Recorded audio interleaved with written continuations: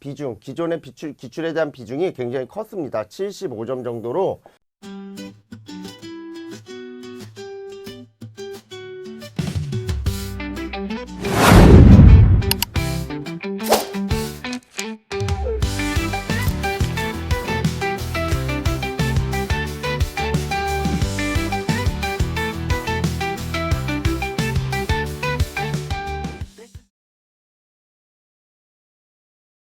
수험생 여러분, 안녕하세요. 정빈쌤의 전기교실의 임정빈입니다. 2026년 제1회 전기기사 실기 출제 보건 특강을 시작하도록 하겠습니다. 이번 2026년 1회 시험 문제는 기존보다 조금 쉽게 나온 거 좀 이해되시죠? 그래서 좀 쉽게 나오다 보니까 아마도 이제 시험 보시는 분들 좀 쉽게 합격하시지 않을까 이런 생각을 갖고 이러한 특강을 개최하게 됐습니다. 같이 한번 보도록 하겠습니다. 2026년 제1회 실기 출제 동향을 저희가 분석하여 말씀을 드리는 시간인데요. 우선 간단하게 19문항이 출제가 됐죠. 그래서 문항수는 19문항 정도가 출제가 됐고요. 그 다음에 이제 그 문항을 한번 저희가 비교 분석해 보면 여기 보시면 기출에 대한 비중, 기존의 기출에 대한 비중이 굉장히 컸습니다. 75점 정도로 굉장히 컸기 때문에 작년도 2025년도 3회차 실기랑 조금 유사한 수가 나오지 않을까라는 생각을 좀 합니다. 그래서 워낙에 좀 쉽게 나와서 충분히 또 합격 잘 하시지 않았을까라고 생각합니다. 신출하고 어려운 문제의 비중을 제가 보면 신출 비중이 이번에 좀 많이 적게 나왔거든요. 그래서 총 5문항 정도 25점 배점으로 조금 어렵고 또는 신출 문제가 이 정도 비중이 되니까 기존 회차 대비는 좀 대응하기 좋았던 그런 시험이 아닐까라고 생각을 합니다. 그래서 뭐 신출 문제라고 하지만 이게 이제 전력 손실에 대한 문제가 하나 나왔는데 이것도 정확하게는 신출로 보기에는 조금 어렵고요. 기존에 아마도 최근 20년치 안에 들어가지 않은 좀 예전에 문제가 나왔던 걸로 기억하고요. 그 다음에 KC에 관련되는 이제 항상 KC는 신출로 나오는 경향이 많잖아요. KC에 대한 문제가 나오긴 했는데 이 KC에 대한 문제가 이제 기존에 우리가 설비 기술 기준이라든가 아니면 쉽게 알 수 있었던 그런 기준에 대한 KC가 나왔기 때문에 이번에는 좀 쉽게 풀지 않았을까라고 생각을 하고요. 그 다음에 좀 특이하게 예전 문제죠. 한 2008년도쯤인가요? 나왔던 부하율에서 손실을 계산하는 문제인데요. 이런 것들은 아마도 최근 기출 문제만 보셨던 분들은 쉽게 대응하기 힘들었던 그런 문제. 그래서 이렇게 세 가지에 대한 요소들을 잡았고요. 그 외적으로는 기출 및 유사 문제들이 워낙에 잘 나왔기 때문에 제가 볼 때는 충분히 합격하실 수 있는 그런 상황이 되지 않았을까라고 생각을 합니다. 그렇게 어렵지 않았기 때문에 많은 분들이 준비를 조금만 하셨다라고 하면 이번엔 좀 쉽게 합격을 하셨다. 그래서 저는 개인적으로 생각하는 게 작년도 3회차 실기가 합격자가 50%가 넘었잖아요. 솔직히 얘는 최소 40% 이상 40% 이상에서 50%쯤이 되지 않을까 생각을 합니다. 의외로 합격자가 이번에 좀 많이 나오지 않을까 이렇게 생각을 하고요. 1회차가 이렇게 쉬우면 2회차서부터는 좀 어려울 수 있죠. 그래서 2회차 준비하시는 분들은 좀 힘들 수 있는 부분들도 되는데 그래서 1회차가 우선 쉽게 나왔다라고 봐주시면 돼요. 그래서 2회차는 조금 어렵지 않을까 이렇게 좀 말씀을 드립니다. 그리고 저희가 이제 관련돼서 이제 설명을 드릴 텐데 답안 작성 및 뭐 채점 방법은 한 번 정도 읽어보실 만한 내용이고요. 아까 얘기했듯이 문항수는 저희가 100점 기준으로 했을 때 문항수가 19문항이 나왔다. 그래서 간단하게 뭐 기존과 대비하여 비슷한 수준으로 문제가 출제가 됩니다. 보통 18개에서 19개가 나오는데 이번에는 19개가 나왔다라고 봐주시면 되고요. 1번 문제서부터 한번 간단하게 살펴볼 겁니다. 우선은 이 과정은 문제를 구체적으로 설명하여 풀어드리는 과정이라기보다는 약간 리뷰 형태로 제가 가볍게 말씀을 드릴 겁니다. 실제 제가 강의하는 것보다는 좀 디테일한 부분은 떨어지지만 이런 문제가 나왔다 정도의 뉘앙스로 말씀을 좀 드리면서 빠르게 좀 진행을 하도록 하겠습니다. 첫 번째, 다음 한국전기설비 규정에서 접지 시스템의 구분 및 종류에 대한 내용이다. 다음 빈칸에 알맞은 내용을 적으시오라고 되어 있습니다. 1번, 접지 시스템은 개통 접지, 보호 접지, 필해 시스템 접지로 구분되어 있다. 자, 이 내용이 어디에 있냐면 KC 141항에 있습니다. 141항에 나와 있는 내용입니다. 그대로 나와 있어요. 예, 그래서 나중에 뭐 KC 핸드북 같은 거 저희 별도로 링크 말씀하시면 제가 따로 드리긴 하는데 KC 핸드북 같은 데 가셔가지고서 이 조항을 확인해 보실 수 있습니다.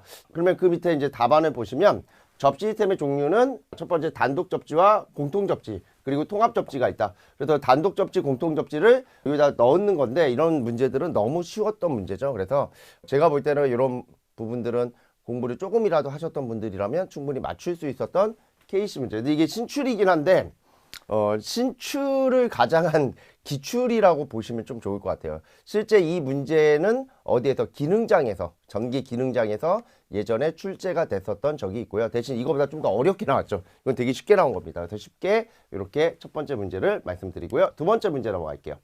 두 번째, 다음은 한국전기설비 규정에서 특고압용 변압기의 내부 고장이 발생했을 경우 보호하는 장치 시설에 관한 내용이다. 빈칸에 알맞은 내용을 적으시오라고 되어 있어요. 예, 그래서 얘도 KC 351.4 조항에 들어가 있고요. 요거는 이제 전기설비 기술 기준이라고 하는 필기에서 나왔던 내용들을 그대로 출제를 했죠. 그래서 우리가 변압기에 대한 보호장치에서 뱅크 용량에 따라서 여기 보시면 뱅크 용량이 있잖아요.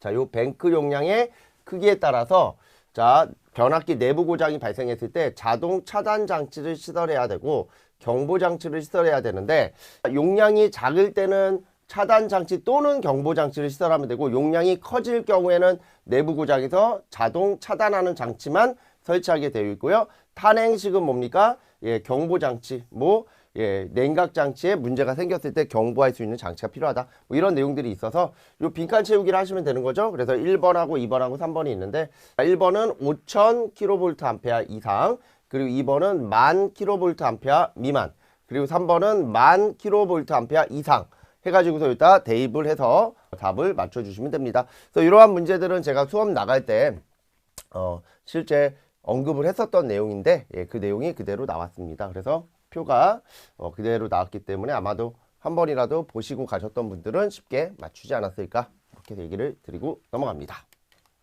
자, 3번 문제. 그림과 같은 3상 4선식 배전선로의 역률 100%인 부하 A와 N 그리고 B와 N, C와 N이 각상과 중성선 간에 연결되어 있다. A, B, C의 C상에 흐르는 전류가 220A, 172A, 190A일 때 중성선에 흐르는 전류를 구하시오라고 하죠. 얘도 이 문제도 예전부터 출제가 됐었던 문제인데 대신에 이제 이 그림이 이렇게 안 돼 있고 꺾여 있죠. 꺾여서 좀 다른 형태로 보여지지만 어차피 Y결선입니다. 그래서 제가 기존에 있었던 문제 2013년도 때 나왔던 그 문제인데 여기 보면 A가 있고요. 그리고 여기 보면 B가 있고요. 여기 보면 C가 있죠. 요게 A고요. 그리고 요게 B죠. 그리고 여기가 C죠. 그러면 순서가 A, B, C, A가 오고 B가 오고 C가 오죠. 그러면 A를 0도라고 했을 때 B는 얘보다 마이너스 120도 뒤지고요. C는 얘보다 마이너스 240도 뒤지잖아요. 그래서 그거에 대한 식을 저희가 적어주시면 여기에서 이제 포인트가 바로 이거죠. A는 0도니까 크기가 220이고 위상이 0도예요. B는 크기가 170이고요. 위상이 120도 뒤져야 돼. 그래서 마이너스 120도. 그 다음에 C는 크기가 190이고요. 위상이 마이너스 240도. 크기는 여기에 나와 있습니다. 크기는 여기에 A, B, C가 있으니까 요거에 맞춰서 봐주시면 되고요. 그러면 요거를 그대로 이거를 또 일부 이제 책 같은 데서는 이거를 다시 또 이걸 이런 식으로 마이너스 2분의 1 플러스 j 2분의 1 이렇게 적어가지고 하시는데 이렇게 하시지 마시라고 하죠. 제가 강의할 때 아마 제 수업을 들어보신 분들은 요즘은 이런 거 따로 적는 거 아니다. 예, 어떻게 해라? 이걸 그대로 예, 계산기 공학용 계산기로 쳐라. 공학용 계산기를 이용하여 계산을 하시면 바로 답이 이렇게 극형식의 형태로 나오죠. 예, 그래서 이렇게 구해 주시면 돼요. 그래서 요거를 공학용 계산기를 쳐서 얘를 이렇게 극형식으로 만드는 이 과정을 충분히 숙달을 해 주셔야 되는데 요거는 공학용 계산기 저희가 복소수 모드에서 설명을 다 해놨습니다. 제 영상 보시면 공학용 계산기 복소수 모드라고 해서 제 영상에 촬영이 다 되어 있어요. 혹시라도 나 이거 공학용 계산기 칠 줄 몰라 하시는 분들은 제 영상에 가셔서 요 복소수 모드 한번 보시면 이러한 기능들 요거랑 이제 우리의 솔브 기능이 있거든요. 솔브. 요 솔브 기능 잘 쓰시라고 하는데 요 두 가지 기능은 반드시 알고 계셔야 돼요. 실기 때는. 그래서 요거에 대한 언급을 제가 저희 동영상에서 얘기를 드리니까 꼭 한번 보시고 넘어가십시오. 그래서 요 문제에서 제일 중요한 거는 이 각 위상에 대한 거. 간혹 이런 문제가 B하고 C가 자리가 바뀔 때가 있어요. 그럴 때는 요 위상이 바뀌어야 돼요. 그것만 조심하시면 되는데 지금 나왔던 문제는 A, B, C가 그대로 상회전이 A, B, C로 돌기 때문에 기존에 우리가 알고 있던 기준각으로 적어서 공학용 계산기 깔끔하게 치시면 답이 바로 나온다. 자, 이렇게 말씀드리고 바로 다음 문제로 넘어갈게요. 4번 문제입니다. 이것도 예전에 2번이나 출제가 됐었죠. 2014년도 제가 옆에다 이렇게 적어 놓은 거는 기출이 나왔던 이력을 말하는 거고요. 옆에 이제 점수가 적혀 있잖아요. 이 점수는 이제 출제된 문항에 대한 점수다. 이렇게 좀 참고적으로 봐주시면 됩니다. 그래서 제가 이렇게 적어 놓은 이유는 이거 기출 문제구나 이렇게 보시라는 거예요. 나중에 실제 요 문제가 있는지를 본인이 확인해 보시면 아마 제 말씀대로 거기에 그대로 문제가 있을 겁니다. 그래서 기출문제가 2014년도, 2021년도 이렇게 나왔다. 자, 그러면 그림과 같은 송전철탑에서 등가 성간거리를 구하시오라고 되어 있죠. 자, 이 문제는 피타고라스 정리 하나만 알고 있으면 그냥 끝나는 문제 아닙니까? 우리 피타고라스 정리가 뭡니까? 이거잖아, 이거. 여기가 A고, 여기가 B고, 여기가 C다. 그리고 여기가 직각이고, 여기가 세타각이다. 그럼 여기서 피타고라스 정리가 뭐가 나옵니까? 바로 C의 제곱은 A의 제곱 플러스 B의 제곱이다. 요거. 첫째로 요 식을 알아야 되겠죠? 피타고라스 정리. 그러면 이런 피타고라스 정리도 모르겠다 그러면 제가 제 채널에 다 촬영을 해놨어요. 그 채널에 전기수학 보시면 피타고라스 정리가 있어서 그거 한번 보셔도 되고요. 그러면 여기서 이제 피타고라스 정리를 이용할 건데 자, 요 문제에서 이제 또 하나가 뭐가 나오냐? 등가 성간거리가 나옵니다. 자, 요 등가 성간거리를 기하학적 성간거리라고 하죠. 이 기하학적 성간거리는 뭐냐면 눈에 보이지는 않지만 어느 공간 안에 임의적으로 떨어져 있는 선간거리가 존재한다 라는 뜻이에요. 그래서 눈에 보이진 않아요. 눈에 보이는 거는 그냥 지금처럼 여기 하나 있고 여기 하나 있고 여기 하나 있고 이렇게 있지만 이게 연가가 되면 얘네들은 눈에 보이진 않지만 일직선상에 놓여있는 선간거리가 존재합니다. 이걸 기하학적 성간거리 또는 등가 성간거리라고 해서 보통 이런 거 설명할 때 이렇게 얘기를 하죠.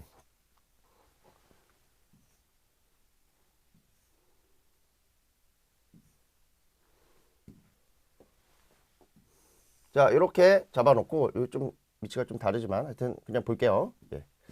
여기가 바로 D1이고 여기가 D2고 여기가 D3다. 그럼 이때 등가 성간거리 D 제로 또는 DN은 몇 개가 나와요? 개수가 하나, 둘, 세 개죠? 그러면 얘를 우리는 세제곱근이라고 하죠. 세제곱근. 예, 그리고 D1 곱하기 D2 곱하기 D3 이렇게 표현하잖아요. 만약에 이게 몇 개만큼 n개만큼 있다. 띡띡띡띡띡 요게 n까지 간다. dn까지 간다. 그럼 얘가 또 띡띡띡띡띡 어디까지? n까지 이렇게 가게 돼 있죠. 예, 그래서 이거를 우리는 뭐라고 합니까? 등가 성간거리다. 이렇게 표현을 하죠. 이걸 기하학적 성간거리. 그러면 여기서 구해야 될 거는 뭐예요? 요 세 가지. 얘하고 얘를 구해야 되는데 얘가 어디 있다? 여기 있잖아요. 바로 요 부분에 있잖아요. 자, 봐봐요. 여기에 요거를 이렇게 한번 잡아볼까요? 얘는 이제 문제를 풀 때 이렇게 잡으셔야 되는데 여기에 하나의 상이 있고 여기에 하나의 상이 있고 여기 하나의 상이 있다. 이거를 가령 제가 A 여기 옆에 적혀있죠. A 여기 B 여기 C라고 한다. 뭐 A, B, C 여기 적혀있네요. A, B, C 라고 한다. 그러면 이때 여기로부터 삼각형을 제가 그려볼게요. 이렇게 삼각형이 나와야 되죠. 이렇게 하나 나오고요. 여기서도 이렇게 하나 나와야 되겠죠. 그러면 우리가 구해야 될 게 뭐냐면 바로 이 부분이라고 보시면 돼요. 자, 요 부분, 요 빨간색으로 제가 마킹하는 요 부분 있죠. 여기가 D1. 그리고 빨간색으로 이렇게 마킹하는 요 부분 있죠. 요 부분을 제가 D2. 그러면 D3는 어떻게 됩니까? D3는 이렇게 나와야 되겠죠. 얘하고 얘 사이, 얘하고 이렇게 사이. 이렇게 하나가 나와야 되겠죠. 예, 그러면 이게 바로 D3가 되겠죠. 지금 요거는 그림이 비슷하게 이렇게 될 거예요. 이렇게 나올 겁니다. 이렇게 이런 식으로 나오겠죠. 이게 D3가 되겠죠. 그러면 이렇게 D1, D2, D3를 구해야 돼요. 그러면 이 D1, D2, D3를 어떻게 구한다? 피타고라스 정리로. 피타고라스 정리로 구하겠다라는 거죠. 이렇게 구하는 거기 때문에 그렇게 어렵지 않습니다. 그렇죠? 예, 그래서 요 과정이 이제 식으로 표현되면 지금처럼 이렇게 복잡해 보이는 식으로 보이지만 실제 그 식은 그렇게 복잡한 내용이 아니죠. 우선 요거부터 구해 볼까요? A, B. 그러니까 제가 식은 적어져 있으니까 따로 적지는 않을게요. 자, 그러면 A, B라는 거는 여기가 A고 여기가 B잖아요. 그러면 우선은 높이가 요 높이. 자, 요 높이를 볼게요. 요 높이가 얼마가 되냐면 8,600이 되고요. 여기 높이는 7,700이죠. 7,700. 그러면 요게 높이가 요게 지금 8,600이 되고 안 보이니까 흰색으로 적을게요. 여기가 8,600이 되고 그 다음에 요 아래 A를 구해야 되죠. 그럼 요 A가 요 부분이 A잖아요. 요 부분. 지금 요 부분이 A죠. 여기가 A, 요 부분을 구해야 되는데 요 부분을 어떻게 구할 것인가? 그러면 요 부분은 긴 거에서 요 짧은 걸 빼면 요 간격이 나올 거 아닙니까? 그러면 7,300에서 여기는 7,300에서 뭐를 뺍니까? 8,600을 빼주면 되겠죠? 예, 그래서 그 값이 이렇게 7,300에서 6,700을 빼주면 되는 거죠. 지금 이게 소수점으로 나온 이유는 위에 보시면 단위가 뭐로 되어 있습니까? 밀리로 되어 있잖아요. 여기 단위가 미리로 되어 있으니까 이 미리를 뭐로? 메다로 바꿔준 겁니다. 이거를 메타로 우리는 여기가 메타니까 바꿔주면 지금처럼 이렇게 되는 거죠. 그래서 이 식이 왜 나왔는지만 이해를 하시면 돼요. 그러면 당연히 BC도 똑같겠죠? 그러면 BC의 거리가 바로 요거잖아요. BC가 여기서부터 여기까지 거리잖아요. 그죠? 여기서 여기까지 거리도 높이는 7.7이 되고요. 그 다음 밑변은 8,300에서 얼마를 빼면 돼요? 7,300을 빼면 요 간격이 나올 거 아닙니까? 그래서 요 간격이 이렇게 나오겠죠? 예, 그래서 똑같이 구해주시면 지금처럼 이렇게 나오는 거고요. CA도 마찬가지로 CA가 바로 여기에서 여기까지잖아요. 여기에서 여기까지는 높이는 요 둘을 더하면 돼요. 높이는 요 둘을 더해 주시면 되고, 그렇죠? 요 둘을 더해 주시면 되고, 그리고 밑변은 동일하게 여기 요 8,300에서 6,700을 빼주면 되겠죠. 예, 그래서 얘는 8,600 플러스 7,700 그리고 8,300에서 6,700을 뺀 값에 피타고라스 정리를 해주시면 되겠죠. 그래서 나오는 식은 이렇게 나오겠죠. 그래서 나오는 값은 지금처럼 요 세 개의 값이 나와요. 그러면 아까 우리 기하학적 성간거리에 대한 평균거리, 기하학적 성간거리 또는 기하학적 평균거리에 대한 식은 이렇게 나오잖아요. 그럼 여기다 그대로 대입하면 여기가 세제곱 루트가 들어가야 돼요.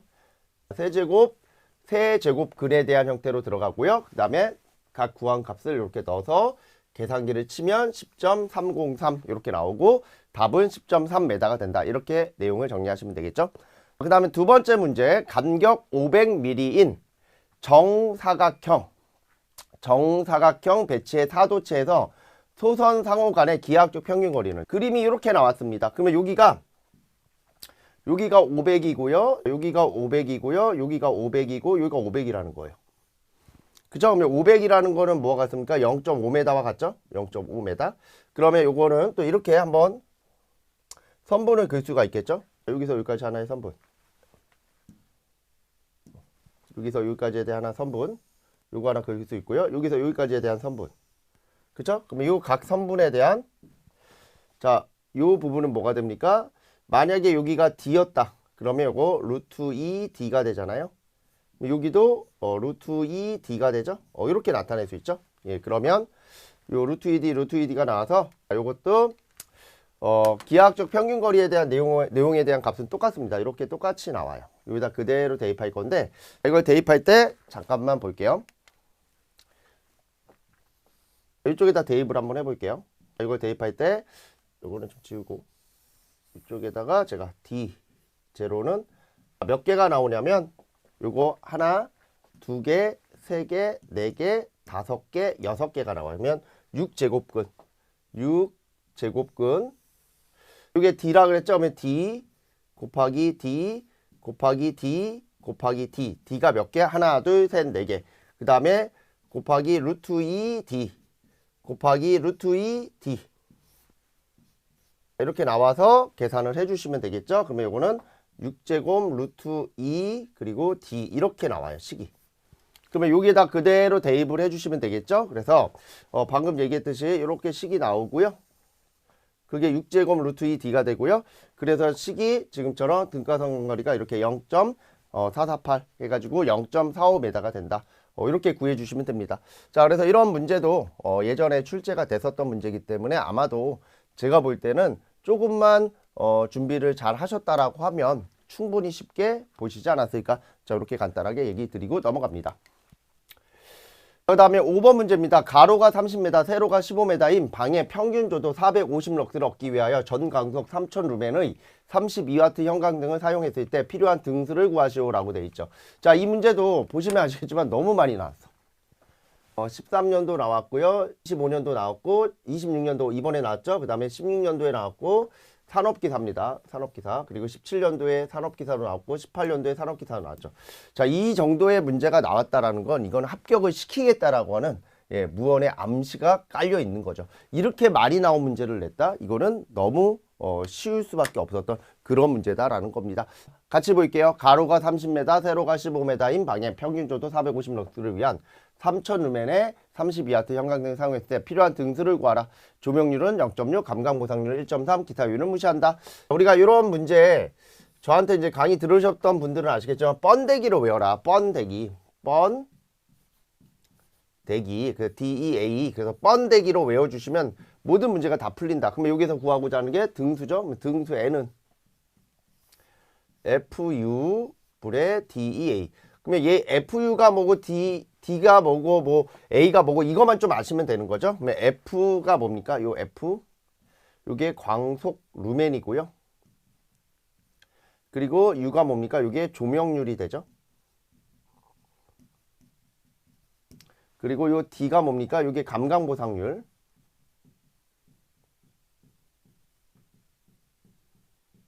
그리고 E가 뭡니까? 요게 조도죠. 그리고 A가 뭐예요? 예, 면적. 이거 그대로 갖다 집어넣으시면 답 나옵니다. 그러면 뭐 따로 안 적어도 여기 있으니까 1.3 뭡니까? 이거의 감광보상률 요게 D 그죠? 감광보상률이고 그 다음에 조도가 얼마입니까? 450럭스 2 그리고 단면적은 가로 곱하기 세로니까 요게 가로고 요게 세로가 되겠죠? 그 다음에 광속은 얼마예요? 전 광속은 3000 그래서 요게 F 그리고 요게 조명률이 얼마? 0.6 이렇게 나왔다라고 봐주시면 돼요. 그러면 나오는 게 146.25 우리가 이제 항상 요 .25를 뭐 하게 돼 있습니까? 절상 다른 말로 올림이라고 하죠. 이렇게 올림해서 등수를 계산해 주셔야 되겠죠. 그래서 47등이 나온다. 이렇게 간단하게 구해 주시면 돼요. 어렵지 않게 이렇게 쉽게 구할 수 있는 문제 나왔었습니다. 다음 문제 6번 지름이 30cm인 완전 확산형 반구형 전구를 사용하여 평균 휘도가 0.3 칸들라퍼 제곱센티메터 천장을 가설하려고 한다. 이때 기구의 효율이 0.75라고 하면 이 전구의 광속은 몇 루멘인가? 단 광속 발산도는 0.95 루멘 퍼 제곱센티메터이다 라고 되어 있습니다. 자, 요 문제는 잘 보셔야 되는 게 최근에 나왔던 문제는 맞거든요. 2012년도 3회랑 2022년도 산업기사 문제로 동일하게 출제가 됐었던 문제입니다. 그래서 여기서 중요한 게 이제 광속 발산도라는 게 식이 나와야 되겠죠. 그래서 이 광속 발산도는 일반적으로 반사체로부터 반사돼서 나오는 빛의 양을 뭐 반사되는 단면적과 그리고 그때의 광속의 비율의 값으로 표현한 걸 광속 발산도라고 표현을 합니다. 여기에 이제 뭐를 곱하냐면 에타를 곱하는데 이게 이제 일종의 뭐가 되냐면 이게 글루브 효율이거든요. 글루브 효율. 그래서 보통 요 광속 발산도라는 건 제가 수업 시간에 얘기할 때 두 가지를 고려해 달라 그랬죠. 첫 번째는 반사 가스로부터 반사돼서 나오는 빛 이것도 광속 발산도로 환산할 수 있고요. 두 번째는 뭐다? 우리가 이제 글루브라든가 뭐 루버 같은 것들 있잖아요. 겉에 이제 불투명하게 이렇게 씌워놓는 글루브 같은 거. 그래서 글루브를 이렇게 씌웠을 때 그 글루브로부터 투과돼서 나오는 효율, 이거를 글루브 효율이라고 하잖아요. 그래서 그 글루브 효율에 대한 값으로서 나오는 것도 광속 발산도로 해석할 수 있다라고 해가지고 두 가지 형태를 봐달라고 했고요. 예, 그 중에서 글루브 효율이 곱해지는 형태로 내용을 정리하시면 돼요. 그럼 여기에서 이제 중요한 게 첫 번째로는 완전 확산인데 반구형이죠. 예, 반구형이라는 게 좀 포인트가 되고, 요거 그리고 지름이 30이라는 거, 요것도 좀 체크해 놓을까요? 지름이 30이니까 반지름은 얼마예요? 15가 되겠죠? 15cm. 지금 단위가 다 cm이기 때문에 지름도 cm로 들어가면 굳이 단위 환산 안 하고 문제 풀 수 있습니다. 그래서 요 식을 다시 변경을 하겠죠. 우리가 광속을 구해야 되니까.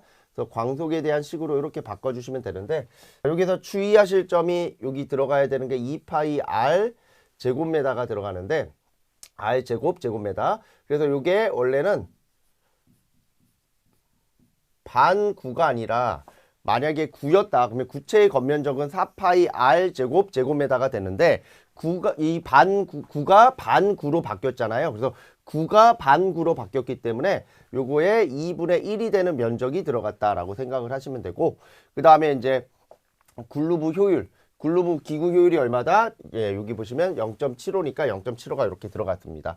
그래서 요거 그대로 계산을 해주시면 되겠죠. 그래서 그대로 계산을 해주시면 1790.707, 그래서 1790.71 루멘이 나온다. 이렇게 간단하게 보시면 돼요. 어렵지 않습니다. 근데 대신 아마 이 식이 또 기억을 못 하셨던 분들이나 아니면 이 문제를 다뤄보지 않았던 분들은 이런 문제 틀리고 오실 가능성이 큽니다. 그래서 이런 문제도 우리가 기출문제를 통해서 충분히 준비하실 수 있다라는 거 같이 봐주시면 되겠죠. 그 다음 7번 문제 볼게요. 특고압 수전 설비에 대한 다음 각 물음에 답하시오라고 되어 있습니다. 변압기에 관련되어 있는 문제입니다. 아주 간단한 문제죠.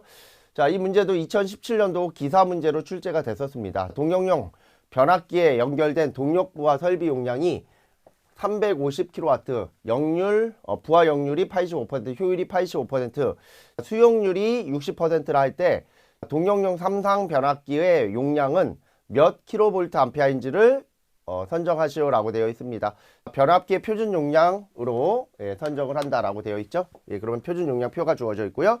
우리가 변압기 용량 구할 때 제가 항상 뭐라 그래요? 서유수 묻고 변압기 용량 피상전력 PA는 외울 때 이렇게 외우라고 하죠. 설, 수, 부, 코.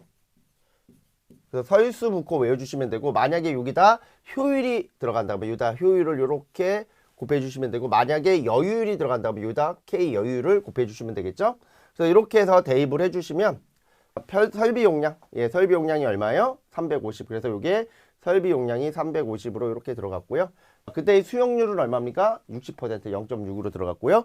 그리고 부득률은 없죠. 예, 이 얘기는 뭐냐면 수용가가 한 곳에서 전용으로 전력을 공급해 준다는 뜻입니다. 그래서 부득률은 1이 됐고요. 예, 그리고 역률은 85%니까 0.85, 그리고 효율도 85%니까 0.85 해서 대입을 하시면 되겠죠. 그래서 이거 구해 주시면 290.657 정도가 나오고요. 이거를 표준 용량으로 선정해야 되니까 이거보다 큰 거, 이거보다 큰 건 얼마입니까? 300이죠. 그래서 300kV 암페어를 선정한다. 이렇게 정리해 주시면 됩니다. 어렵지 않죠? 예, 쉽게 보실 수 있어요. 다음으로 넘어갈게요. 2번 삼상 농형 유도 전동기에 전용 차단기를 설치할 때 전용 차단기의 전격 전류를 구하시오라고 되어 있죠. 그때의 전동기는 160kW이고 전격 전압은 3300V이고 역률은 85%, 효율은 85%이며 차단기의 전격 전류는 전동기 전격 전류의 3배로 하여 계산한다. 저희가 유도 전동기 출력식이 있어요. 유도 전동기 출력식. 그래서 이 출력식도 이렇게 적죠. P는 루트 3배의 VI, 예, 코사인 세타. 여기에다 뭐를 곱합니까? 효율을 곱해주죠. 이렇게. 예, 그래서 요거에 준하여 식을 만들어 주시면 I는 루트 3배의 V 코사인 세타, 그리고 효율 에타, 그리고 여기가 P 이렇게 되겠죠. 그래서 요거에 맞춰서 식을 대입하여 넣어주시면 되겠죠. 이렇게 넣어주시면 될 겁니다. 여기서 이제 요게 킬로니까 여기가 킬로죠. 얘가 킬로니까 전압을 요거를 킬로로 바꿔 3.3 킬로볼트 이렇게 적어도 되고요. 아니면 3300을 집어넣고 위에다 10의 3승을 하셔도 상관은 없습니다. 그래서 나오는 전류는 38.744 이렇게 나오는데 여기에서 조건이 하나가 붙어 있죠. 뭐 몇 배로 계산한다? 3배로 계산한다. 그래서 여기서 곱하기 3을 하면 되겠죠. 그러면 3을 하면 전격이 나오겠네요. 그래서 얘는 얼마입니까? 차단기 전격은 116.232. 그래서 116.23A 이렇게 적어주시면 되죠. 이렇게 간단하게 푸실 수 있는 문제 말씀드리고요. 다음으로 넘어갑니다. 자, 8번 문제. 자, 어느 변전소의 그림과 같은 1부하 곡선. 제가 1부하 곡선은 워낙에 시험 문제로 잘 나와서 반드시 보시고 가셔야 된다라고 했는데 또 나왔어요. 대신에 이제 기존에 나왔던 1부하 곡선하고는 약간 다른 패턴으로 그림이 그려지긴 했습니다. 뭐가 되든 간에 뭐 그렇게 어려운 문제는 아니니까. 다음 각 물음에 답하시오. 단 부하 A, B, C의 역률은 100%, 80%, 60%라고 합니다. 역률 주어져 있고요. 실제 출제된 연수는 16년도, 2016년도, 2026년도, 그 다음에 2020년도, 2026년도 이렇게 이번에 이제 세 번째 출제가 된 겁니다. 이런 문제들은 워낙에 좀 역사 전통을 자랑할 수 있는 문제이기 때문에 잘 봐달라라고 얘기를 좀 드리는데요. 같이 한번 보도록 할게요. 자, 1번 합성 최대 전력을 구하시오. 그래서 합성 최대 수용 전력은 동시간대 최대가 나오는 거니까 제가 볼 때는 동시간대 최대는 어디? 바로 이 부분에서 나올 것 같아요. 이 부분. 요 시간대. 요 시간대에서 나오지 않을까라고 보여집니다. 요 시간대. 그래서 요 시간대에서 나오지 않을까? 그쵸? 요게 가장 큰 전력이 나올 시간대로 보여집니다. 그러면 여기가 얼마입니까? 여기가 C죠. C가 9가 되고요. 그리고 A는 7이 되고요. 그리고 뭐 B가 여기가 6이 되겠죠. 그래서 요 때의 전력을 합성 최대 수용 전력이다 라고 봐주시면 되겠죠. 그래서 여기서 9 뭐 이렇게 적으셔도 되고 976으로 적어도 되고 아니면 ABC로 적어야 되니까 769로 적으셔도 되죠. 그래서 769 그리고 여기 보시면 10에 여기에 10의 3승이라고 되어 있죠. 그래서 10의 3승 킬로와트니까 마지막에 요 DMN 10의 3승을 해주셔야 되겠죠. 그래서 답을 낼 때는 이렇게 답을 내주시면 안 되고 이렇게 22,000으로 답을 적어주셔야 합니다. 그 다음에 두 번째 부등률을 구하시오. 부등률에 대한 식 뭐 이거 다 알고 있죠? 합성 최대 수용 전력에 대한 각 수용가의 최대 수용 전력의 합이다. 그래서 부등률은 합성 최대 수용 전력이 아까 얼마? 이만큼 나왔죠? 이렇게 22. 그 다음에 각 수용가의 최대 수용 전력의 합 같이 한번 볼게요. 어디에서 나오냐면 여기서 나오겠죠? 바로 녹색은 여기서 나오고 파란색은 B죠. B는 여기 9 여기서 나오고요. 그리고 A는 항상 7이죠. 7. 그러면 997이 되겠네요. 그래서 이것도 그대로 대입을 해주시면 A가 7이니까 799가 들어가니까 이렇게 해서 계산해 주시면 되겠죠. 1.136 이렇게 간단하게 나와서 1.14가 된다. 이렇게 편하게 그냥 문제를 풀어주시면 됩니다. 그 다음 문제. 그러니까 문제가 기존하고 너무 똑같아가지고 뭐 부연 설명할 만한 게 별로 없어요. 그래서 이렇게 봐주시면 되고 그 다음에 여기서 이제 제가 수업 시간에 항상 얘기했던 게 종합 부하율을 구한다. 그러면 종합 부하율은 이거는 조금 신경을 써야 되는데 종합 부하율에서 제일 특이한 점이 뭐냐면 종합 1부하율 보통 그렇게 얘기하죠. 그래서 종합 1부하율은 요 밑에가 합성 최대 수용 전력이 돼요. 원래 우리가 부하율이라는 게 이렇게 되죠. 최대 수용 전력에 대한 평균 전력이잖아요. 그리고 곱하기 100이거든요. 그래서 요게 1부하율이면 여기가 1 평균 전력 이렇게 들어가거든요. 그래서 이 하루 기준이 되는 경우가 많기 때문에 그때는 24로 나눠준다 뭐 이런 식의 형태로 내용을 정리하는데 종합이 되면 수용가가 하나가 아니라 수용가가 여러 개야. 수용가가 여러 개일 때는 합성 최대 수용 전력에 대한 총 평균 전력으로 들어간다라고 생각하시면 돼요. 이 총 평균 전력을 구하기 위해서는 뭐를 구해야 돼요? 각 A, B, C 수용가의 전력량을 구하셔야 돼요. 그래서 이 전력량을 구해서 그 전력량을 뭐로 합성을 한 다음에 더해준 다음에 24로 나눠주면 되겠죠. 그러면 자, 이 전력량은 당연히 W 이코르 PT잖아, PT. 그러면 전력 곱하기 시간이 돼야 되니까 전력은 여기 보시면 요 그림에서 보시면 이게 전력이잖아요. 지금 이게 전력이고 여기다 시간을 곱해 주시면 돼요. 그럼 요거 제가 하나만 이거는 뭐 다 같이 하셔도 몇 개 안 되니까 한번 같이 보여드릴게요. 만약에 제가 A에 대한 전력 양을 구하겠다. 그러면 A는 뭐야? 7시간이 24시간이죠. 그러면 7 곱하기 24 되죠? 이렇게 생각하고 단위까지 맞추려면 곱하기 10의 3승 이렇게 해주시면 되겠죠? 만약에 B를 구한다. B를 구할 때 이렇게 구해주시면 돼요. B, 이 파란 게 B잖아요. 그러면 5가 하나, 둘, 셋, 넷, 다, 일곱, 여덟. 그래서 5가 8이야. 그러면 5 곱하기 8 플러스. 그 다음에 6이 하나, 둘, 셋, 넷, 다, 일곱, 여덟. 6이 8이야. 그럼 6 곱하기 8. 그 다음 4죠. 4가 하나, 둘, 3개야. 그리고 여기 2개 더 있죠. 하나, 2개. 그러면은 5개죠. 그러면 4 곱하기 5. 그리고 9가 하나, 둘, 3개죠. 그러면 9 곱하기 3. 제가 수업 시간에 이렇게 계산하시라고 얘기를 드리죠. 그래서 이것도 전체에 곱하기 10의 3승을 하시면 되겠죠. 그 다음 자, WC도 똑같이 구해주시면 돼요. WC도 같이 한번 구하면 4가 하나, 둘, 셋, 넷, 다, 그래서 4가 6개. 그래서 4 곱하기 6. 그리고 9가 하나, 둘, 셋, 넷, 다, 그래서 9 곱하기 6.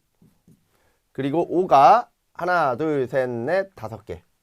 5 곱하기 5. 그리고 3이 하나, 둘, 셋, 넷, 다, 7. 3 곱하기 7. 만약에 얘가 맞는지 틀리는지 검증할 때는 요거를 더해 주시면 되죠. 얘랑 얘도 하면 10이고 요거랑 얘도 하면 10이니까 다 더하면 24가 나오죠. 여기도 마찬가지로 요거를 더했을 때 여기 앉아. 여기를 더했을 때 요 더했을 때의 값이 24가 나오면 맞아요. 그래서 같이 이렇게 정리를 해주시면 되죠. 요거 8이고 요거 더하면 8이니까 8, 3, 24가 되니까 요것도 맞고 요것도 맞아요. 그러면 이렇게 해서 구해주신 값이 이렇게 나온다라는 거예요. 지금처럼 이렇게 나오고 이렇게 나온다라는 거죠. 여기 10의 3승이 빠진 것 같네요. 곱하기 10의 3승. 여기 빼먹었네요. 그리고 얘도 이렇게 나온다라는 거죠. 그래서 그게 어디로? 여기로 들어갑니다. 여기로 들어가면 여기 168, 135, 124 곱하기 10의 3승. 제가 왜 10의 3승을 이렇게 계속 끌고 다니냐면 이거 어차피 지워버릴 거거든요. 이렇게 지워서 여기 24로 나눠준 거는 뭐예요? 얘가 1부하율이 돼야 되니까 1부하율. 1부하율은 하루 부하율이잖아요. 그래서 1부하율이 되기 위해서는 하루에 대한 평균 전력이 들어가야 돼서 24로 나눠서 곱하기 100을 하면 부하율 80.871 이렇게 나옵니다. 그래서 80.87%가 된다. 이렇게 간단히 구해주시면 되겠죠. 이게 어려운 문제 같지만 워낙에 기존에 있었던 기출문제를 그대로 냈기 때문에 대신 그림만 조금 바뀌었잖아요. 그대로 풀이 과정이 거의 동일하게 나왔기 때문에 어렵지 않게 이렇게 푸실 수 있다. 그 다음에 네 번째, 최대 부하시 종합역률을 구하셔. 여기서도 포인트가 있죠. 뭐다? 최대 부하시. 제가 요거 동그라미 치고 최대 부하시를 뭐라고 그랬어요? 합성 최대 수용 전력. 합성 최대 수용 전력에서 합성 최대 수용 전력에서 나오는 전력을 최대 부하시 라고 했죠. 그래서 최대 부하시는 합성 최대 수용 전력에서 나와야 되니까 저희가 합성 최대 수용 전력에 대한 값이 A 수용가, B 수용가, C 수용가에서 이렇게 표현했죠. 여기가 A고요. 여기가 B고요. 여기 C라고 했죠. 그래서 A, B, C가 있다. 그래서 요 A, B, C를 유효 전력을 다 더하면 그 값은 이렇게 나오겠죠. 아까 얘기했듯이 어디? 여기 유효 전력 이렇게 나오겠죠. 요 밑에. 유효 전력이 이렇게 나오고 그 다음에 이제 무효 전력인데 무효 전력은 앞에서 역률이 주어졌습니다. 앞에 여기에서 보시면 역률이 A 수용가는 100%, B 수용가는 80, C 수용가는 60이잖아요. 그러면 요거에 맞춰서 우리가 종합 역률을 해석할 때는 종합 역률이란 건 종합 피상 전력에 대한 유효 전력이거든요. 그래서 여기 보시면 이게 종합 역률이잖아요. 이 종합 역률이 이게 이제 종합 피상 전력으로 들어가야 돼요. 종합. 그래서 종합 피상 전력을 구하는 게 문제의 포인트입니다. 어차피 유효 전력은 22,000이 되니까 그냥 그대로 들어가면 돼요. 그러면 여기가 유효 전력이고 여기도 유효 전력의 제곱이 되고요. 여기는 무효 전력의 제곱이 돼야 되잖아요. 그러면 무효 전력을 구해야 되겠네요. 그러면 우선은 A 수용가는 역률이 100%니까 무효 전력은 0이 되고요. 그리고 B 수용가는 저희가 이런 식 있잖아요. 무효 전력은 유효 전력의 탄젠트 세타다.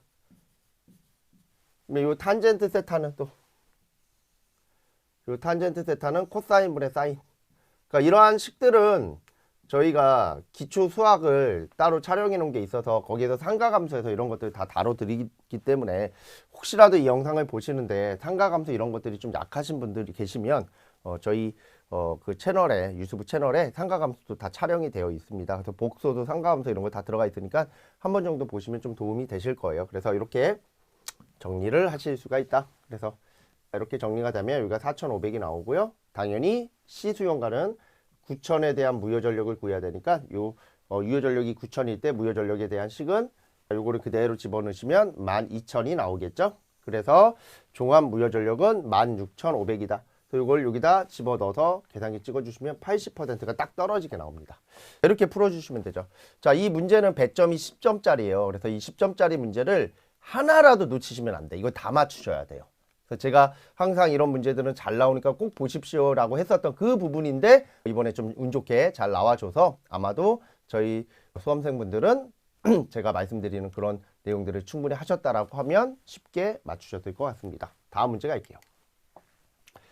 9번 문제인데 이게 좀 어려웠죠. 예, 수용가측의 단상 변압기의 손실을 자, 손실은 부하율이 80%일 때 52kW고 부하율이 60%일 때 38kW이다. 다음 각 물음에 답하시오. 자, 이 문제의 포인트는 부하율에 있습니다. 자, 요 부하율이 커지면 뭐가 커진다? 바로 부하전류가 커져요. 그래서 요 부하율과 따라서 요 부하율과 뭐는 부하전류는 무슨 관계다? 비례 관계다라고 봐주시면 돼요.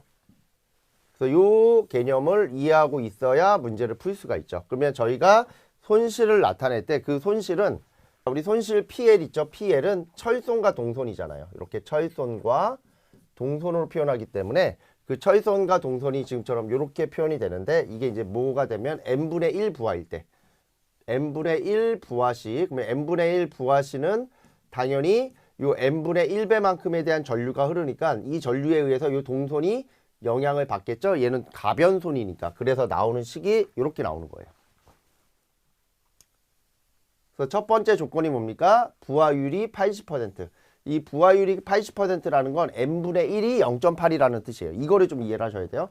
n분의 1이 0.8이 되고 그래서 이걸 어디에다가 여기다 집어넣어서 정리를 합니다. 이 식 n분의 1에다 집어넣어서 정리를 하면 이러한 방정식 하나가 나오죠. 됐죠?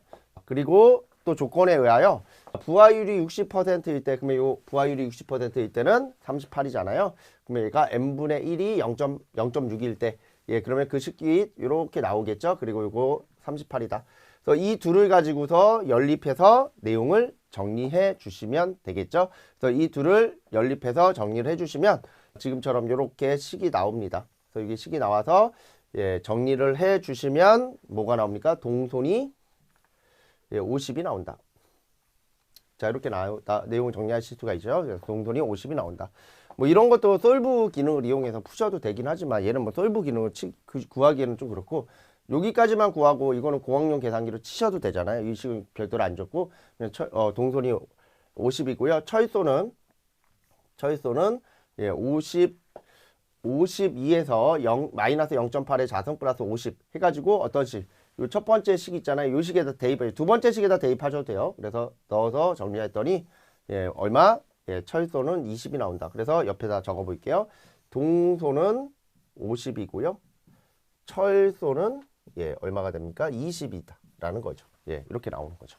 그러면 우리가 부하율을 몇 %로? 40%로. 여기서 이제 부하율이 40%라는 건 저 방금 얘기했듯이 n분의 1이 얼마다? 예, 0.4가 된다라는 거죠. 그러면 n분의 1에다 0.4를 집어넣어서 식을 정리하면 이렇게 나오겠죠. 그래서 아까 우리 동소는 50이고요. 철소는 20이니까 그대로 대입하고 그 값을 계산기로 찍으면 28kW가 됩니다.